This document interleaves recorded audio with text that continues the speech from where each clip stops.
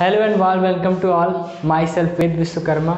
और हम लोग पढ़ रहे थे चैप्टर स्ट्रक्चर ऑफ एटम कि एटम को बनाने के लिए कौन कौन से सब एटॉमिक पार्टिकल थे और इन पार्टिकल्स की डिस्कवरी कैसे हुई। इस चैप्टर में हम इन्हीं चीज़ों के बारे में पढ़ रहे थे।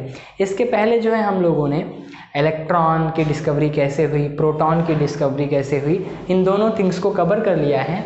आज हम लोग पढ़ेंगे कि किस तरह से न्यूट्रॉन की डिस्कवरी हुई और न्यूट्रॉन की डिस्कवरी में कौन कौन सी प्रॉब्लम्स आई, उसके बाद जा कर के न्यूट्रॉन की डिस्कवरी हुई।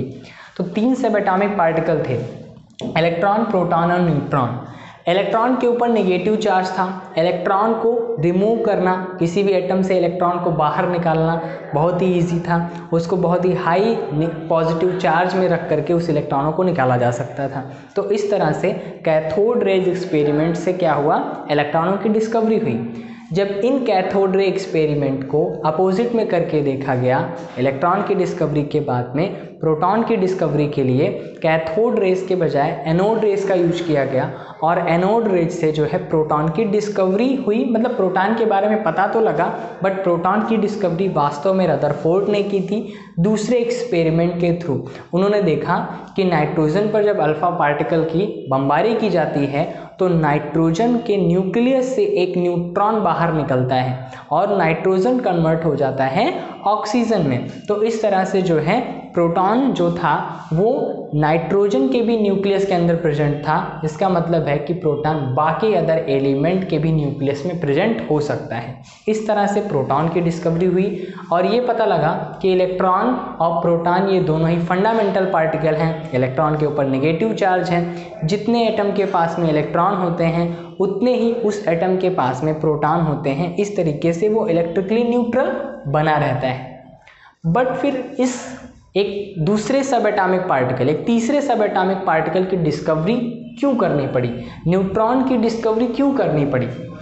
तो न्यूट्रॉन की डिस्कवरी जो है इस वजह से हुई, जब आइसोटोप्स की खोज हो गई 1920 में, जब आइसोटोप की डिस्कवरी हुई रदरफोर्ड सोडी के द्वारा, तो उन्होंने क्या देखा, रदरफोर्ड सोडी ने ये देखा कि जैसे हाइड्रोजन है, हाइड्रोजन के 3 जो हैं क्या होते हैं, आइसोटोप होते हैं, 1H1, 1H2 and 1H3।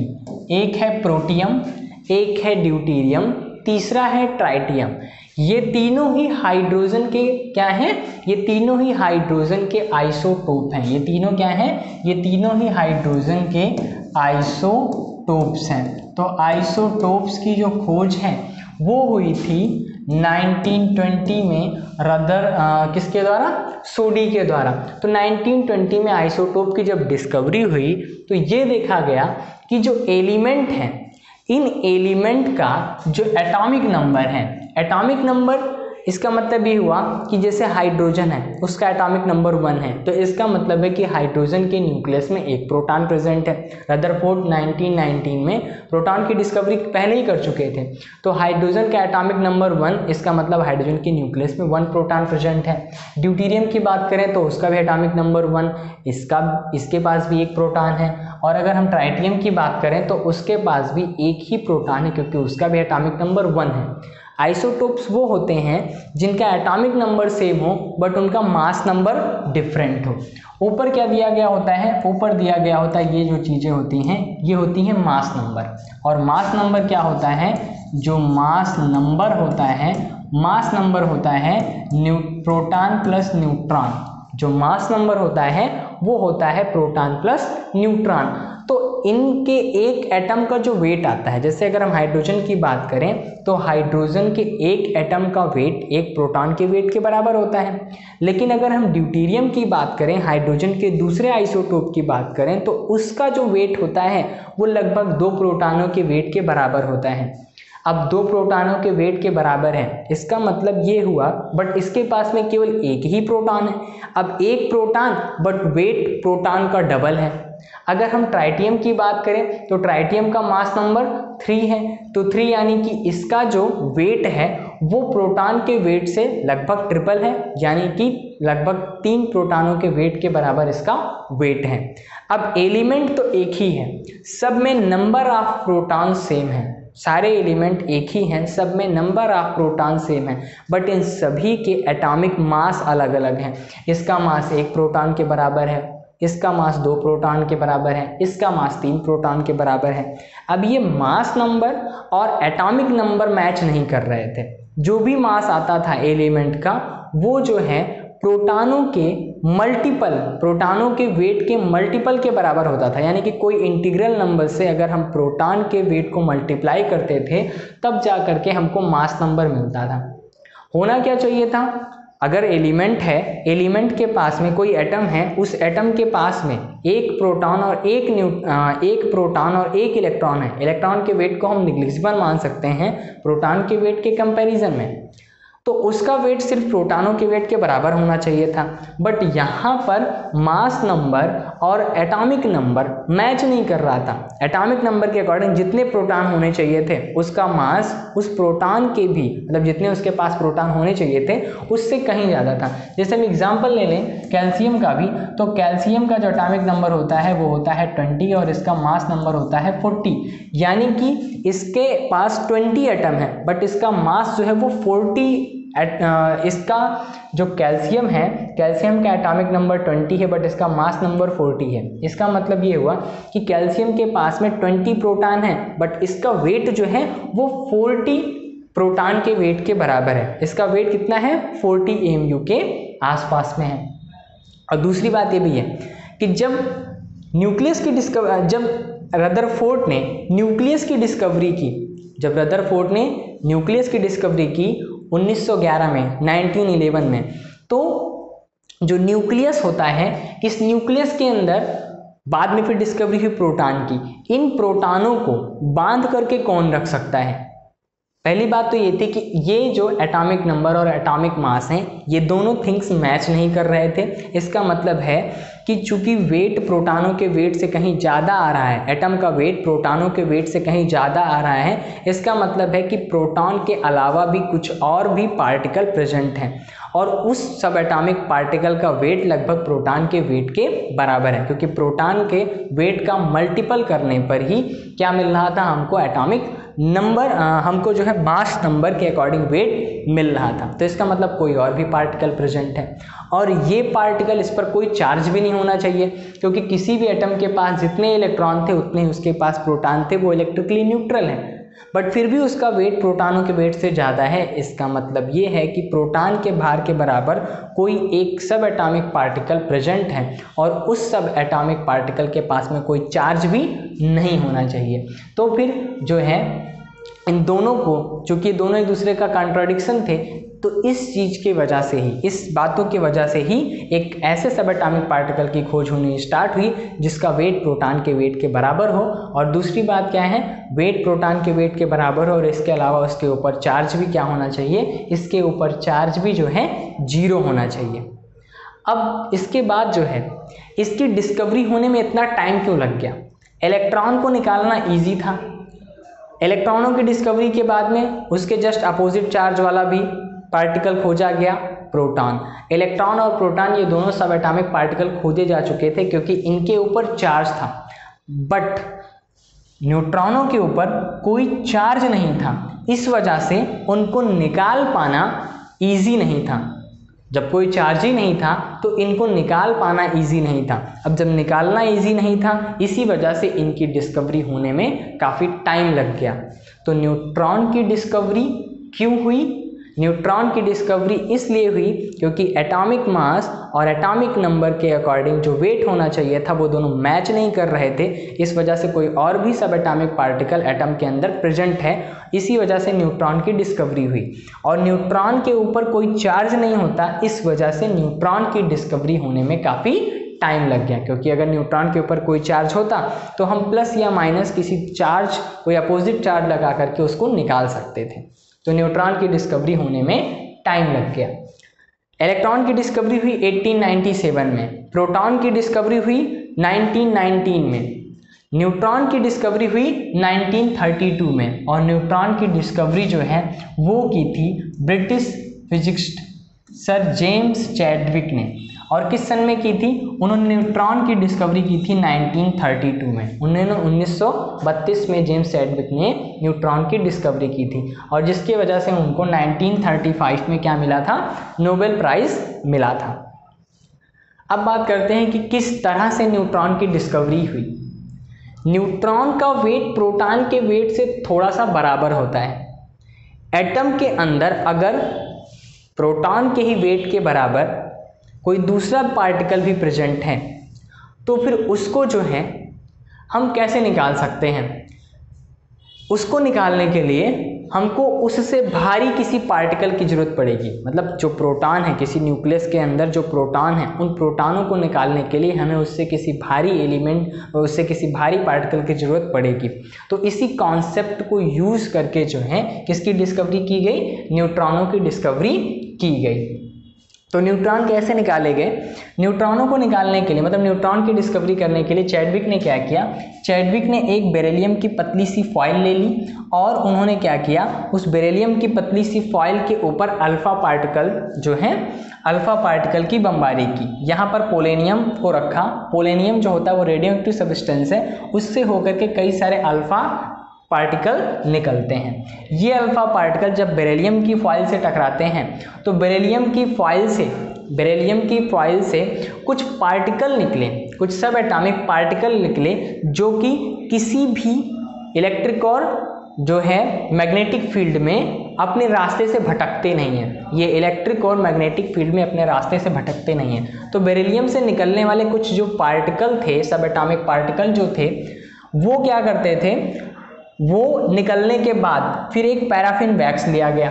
Paraffin wax क्या होता है? पैराफिन वैक्स जो होता है वो एक हाइड्रोकार्बन है, एक हाइड्रोजन रिच सरफेस है, यानी कि जिसके ऊपर काफ़ी सारे हाइड्रोजन हैं। अगर हाइड्रोजन होंगे तो उनके पास में काफ़ी सारे प्रोटॉन भी होंगे, यानी कि पैराफिन जो वैक्स है वो एक प्रोटॉन रिच सरफेस है। कैसा सरफेस है ये प्रोटॉन रिच सरफेस है। इसके ऊपर कई सारे प्रोटॉन हैं और इन प्रोटॉनों को अगर मुझे हटाना है तो इन प्रोटॉनों को हटाने के लिए हमको प्रोटॉनों से ज़्यादा वेट वाला कोई दूसरा सब एटॉमिक पार्टिकल चाहिए, जिसके पास में अगर काइनेटिक एनर्जी होगी तो ये इन हल्के वाले प्रोटॉनों को अपनी जगह से रिप्लेस कर देगा।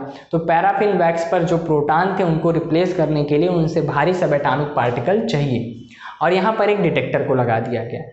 होता क्या है इस एक्सपेरिमेंट में? जब अल्फा पार्टिकल निकलते हैं तो अल्फा पार्टिकल का मास क्या होता है? अल्फा पार्टिकल जो होता है वो होता है हीलियम का न्यूक्लियस, जिसका वेट जो होता है वो 4 प्रोटॉन के वेट के लगभग इक्वल होता है। तो हीलियम जब निकले और बेरिलियम की फॉइल से टकराते हैं तो बेरिलियम के ऊपर प्रेजेंट, बेरिलियम के न्यूक्लियस में प्रेजेंट जो न्यूट्रॉन होते हैं वो इन भारी हीलियम के एटम के टकराने के वजह से ये न्यूट्रॉन्स जो है बाहर निकल जाते थे। ये न्यूट्रॉन्स बाहर जब निकलते थे और न्यूट्रॉन का जो वेट था वो प्रोटॉन के वेट से थोड़ा सा ज़्यादा होता है, बहुत ही थोड़ा सा ज़्यादा होता है। तो न्यूट्रॉन हैवी होने के वजह से इस पैराफिन वैक्स पर प्रेजेंट जितने भी हाइड्रोजन थे उन हाइड्रोजन को टक्कर मारते थे, हाइड्रोजन के न्यूक्लियस को टक्कर मारते थे। तो चूंकि न्यूट्रॉन भारी थे और प्रोटॉन हल्के थे, अब क्या होगा? ये भारी वाला पार्टिकल बोलेगा चल तू बाहर निकल। तो न्यूट्रॉन क्या हुए? भारी न्यूट्रॉनों ने इस पैराफिन वैक्स पर जो प्रोटॉन प्रेजेंट थे उन हल्के वाले प्रोटॉनों को बाहर कर दिया। अब प्रोटॉन को कौन बाहर कर सकता था? प्रोटॉन को वही बाहर कर सकता था जो कि प्रोटॉन से थोड़ा सा ज़्यादा वेट वाला हो।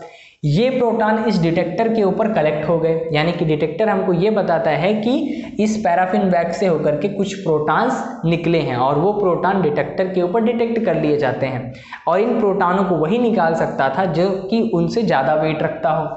और चूंकि ये जो पार्टिकल निकल रहे थे बेरिलियम की फॉइल से, ये बेरिलियम की फॉइल से निकले हुए न्यूट्रॉन्स थे जिनका वेट प्रोटॉन के वेट से थोड़ा सा ज़्यादा था और चूंकि न्यूट्रॉनों के ऊपर कोई चार्ज नहीं होता, इस वजह से ना तो ये इलेक्ट्रिक फील्ड में अपने रास्ते से भटकते हैं, डिफ्लेक्ट होते हैं, और ना ही मैग्नेटिक फील्ड में डिफ्लेक्ट होते हैं। तो इस तरह से जो है डिस्कवरी हुई कि पैराफिन वैक्स से प्रोटॉनों को हटाने वाला कोई एक पार्टिकल है जो कि जिसके ऊपर कोई चार्ज नहीं है और जिसका जो मास है, जिसका जो वेट है वो प्रोटॉनों के वेट से थोड़ा सा ज़्यादा है, तभी वो प्रोटॉनों को उनकी जगह से क्या कर पा रहा है? उनकी जगह से हटा पा रहा है, डिस्प्लेस कर पा रहा है। अब हम बात करते हैं कि कौन सी रिएक्शन हुई इस बेरिलियम की फॉइल से जब अल्फा पार्टिकल टकराते हैं। तो जब बेरिलियम की फॉइल से अल्फा पार्टिकल टकराते हैं तो बेरिलियम जो है 4Be9, इससे जब अल्फा पार्टिकल टकराएंगे यानी कि हीलियम का न्यूक्लियस टकराएगा। तो आप यहाँ पर देख सकते हैं 4 और 2 6, कितने प्रोटॉन हैं? टोटल 6 प्रोटॉन हैं। तो जब हीलियम यानी कि अल्फा पार्टिकल का न्यूक्लियस बेरिलियम से टकराता है, तो हीलियम का जब न्यूक्लियस बेरिलियम से टकराता है, अल्फा पार्टिकल टकराता है, तब क्या बनता है? तब बनता है ये दोनों के दोनों प्रोटॉन इस बेरिलियम के साथ में अटैच हो जाएंगे। ये दोनों के ही दोनों प्रोटॉन क्या हो जाएंगे? इस बेरिलियम के साथ में अटैच्ड हो जाएंगे। और अटैच्ड होकर के क्या बनेगा? और अटैच्ड होकर के बनेगा कार्बन। क्या बनेगा? अटैच्ड होने के बाद बनेगा कार्बन।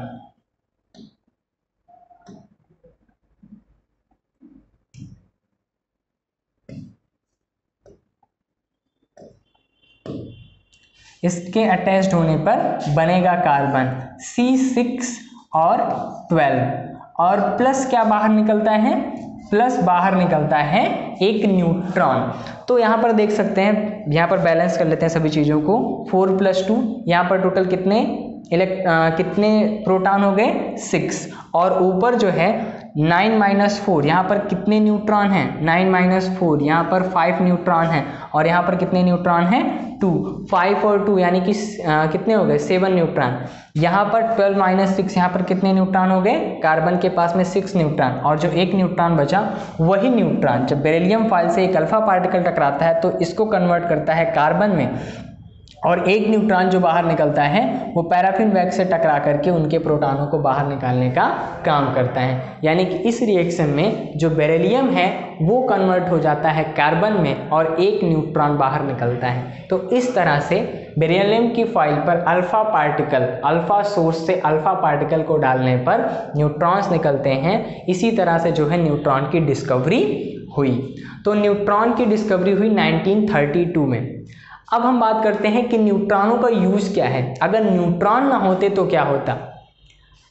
एक न्यूक्लियस के अंदर, एक एटॉमिक न्यूक्लियस के अंदर जिसकी डिस्कवरी की थी 1911 में रदरफोर्ड ने, उसके अंदर में प्रोटॉन भी हैं और उसके अंदर कई सारे प्रोटॉन हैं। अब कोई अगर एक एटम होगा तो जितना उसका एटॉमिक नंबर होगा उसके बराबर प्रोटॉन होंगे।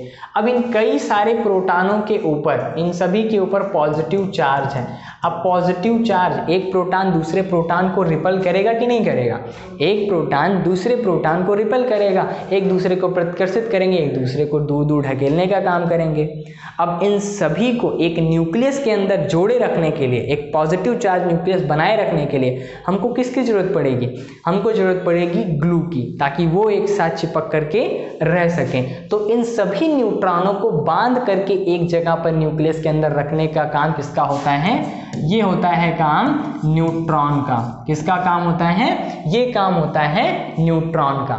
न्यूट्रॉन क्या करते हैं? न्यूक्लियस के अंदर इन पॉजिटिव चार्ज प्रोटॉनों को एक साथ बांध करके रखने का काम करते हैं। अब अगर कोई भी सिस्टम बंधेगा, अगर कोई भी सिस्टम बाइंड होगा, ये सारे प्रोटॉन एक साथ आएंगे तो क्या होगा? न्यूक्लियस में कई सारे प्रोटॉनों को न्यूट्रॉन बांध के रखने का काम करते हैं और इस बाइंडिंग में कुछ एनर्जी जो होती है रिलीज होती है। और अगर एनर्जी रिलीज होगी तो आप लोगों को पता है कि E = hν होता है।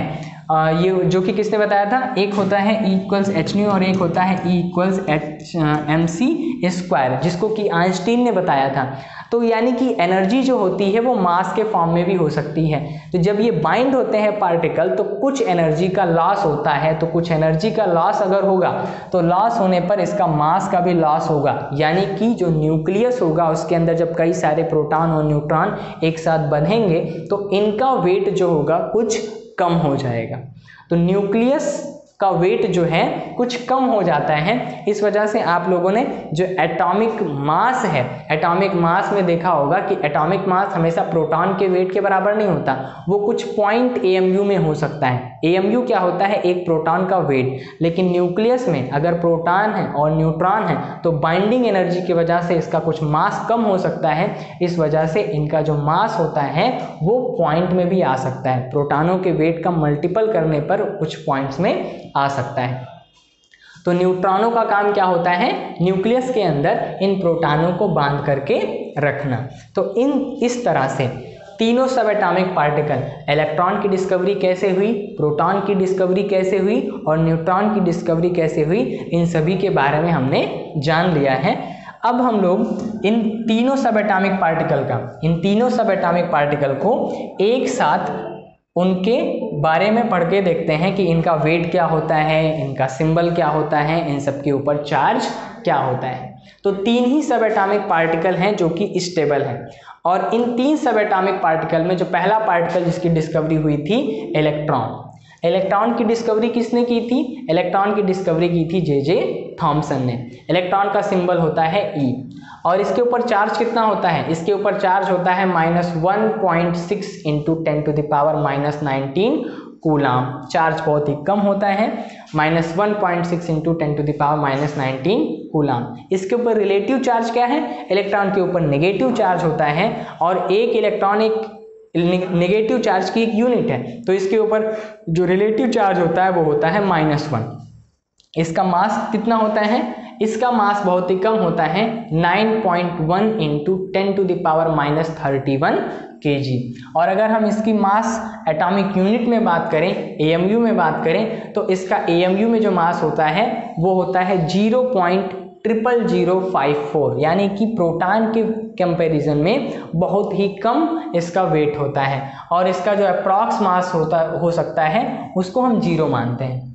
बात करते हैं प्रोटॉन की, तो प्रोटॉन का सिंबल होता है P। इसकी डिस्कवरी किसने की थी, रदरफोर्ड ने की थी। इलेक्ट्रॉन की डिस्कवरी हुई थी 1897 में। प्रोटॉन की डिस्कवरी कब हुई थी, प्रोटॉन की डिस्कवरी हुई थी 1919 में। इसके ऊपर चार्ज कितना होता है, इलेक्ट्रॉन के चार्ज का जस्ट अपोजिट प्लस में, तो +1.6 × 10⁻⁻19 कूलाम। इसके ऊपर रिलेटिव चार्ज क्या होगा, इसके ऊपर रिलेटिव चार्ज पॉजिटिव होता है, सिंगल पॉजिटिव चार्ज, यानी कि सिंगल पॉजिटिव चार्ज बनाने के लिए एक प्रोटॉन, और अगर दो पॉजिटिव चार्ज अगर दो प्रोटॉन होंगे तो उसके ऊपर रिलेटिव चार्ज हो जाएगा +2 का। मास कितना होता है एक प्रोटॉन का, तो एक प्रोटॉन का जो मास होता है वो होता है 1.672 × 10⁻⁻27 kg। अगर हम बात करें इसकी AMU में मास की, तो इसका जो AMU में मास होता है वो होता है 1.007 AMU। एक प्रोटॉन का वेट कितना होता है, 1.007 AMU। यहाँ पर हम बार बार बोल रहे थे कि एक प्रोटॉन का वेट जो होता है उसी को AMU बोलते हैं, बट ये प्रोटॉन का एवरेज वेट होता है, क्योंकि कई सारे प्रोटॉन जब न्यूक्लियस में बाइंड होते हैं तो मास कुछ कम हो जाता है, तो ये एवरेज मास है एक प्रोटॉन का। और अप्रॉक्स की बात करें तो अप्रॉक्स AMU कितना होता है, 1। न्यूट्रॉन, इसकी डिस्कवरी की थी चैडविक ने 1932 में। इसका सिंबल होता है N। इसके ऊपर कोई भी चार्ज नहीं होता, इसका जो रिलेटिव चार्ज है वो 0 हो जाएगा। फिर मास की बात करें तो प्रोटॉन से थोड़ा सा ही ज़्यादा 1.674, यहाँ पर क्या था 1.672 × 10⁻27 यहाँ पर 1.6749 × 10⁻27। और अगर हम इसकी मास की बात करें AMU में तो 1.008, यानी कि यहाँ से 0.001 ज़्यादा होता है। एक प्रोटॉन के AMU में मास से 1.001 AMU ज़्यादा होता है। और इसका अप्रॉक्स मास क्या होगा AMU में, तो इसका अप्रॉक्स मास AMU में होता है 1। तो इस तरह से हमने तीनों सब एटॉमिक पार्टिकल, इलेक्ट्रॉन, प्रोटॉन और न्यूट्रॉन, उसके ऊपर चार्ज, उसका मास, उसका AMU में मास, इन सारे चीज़ों को जो है समझ लिया है।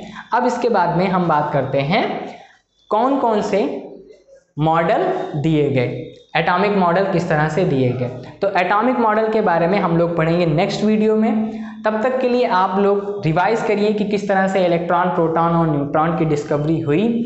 जिनको भी इलेक्ट्रॉन, प्रोटॉन की डिस्कवरी के बारे में नहीं पता है वो सभी प्लेलिस्ट में जा कर के डिस्कवरी ऑफ इलेक्ट्रॉन और डिस्कवरी ऑफ प्रोटॉन का वीडियो देख सकते हैं। आप सब लोग जो हैं इस वीडियो को अपने फ्रेंड्स तक शेयर करें। मिलते हैं हम लोग नेक्स्ट वीडियो में, तब तक के लिए बाय।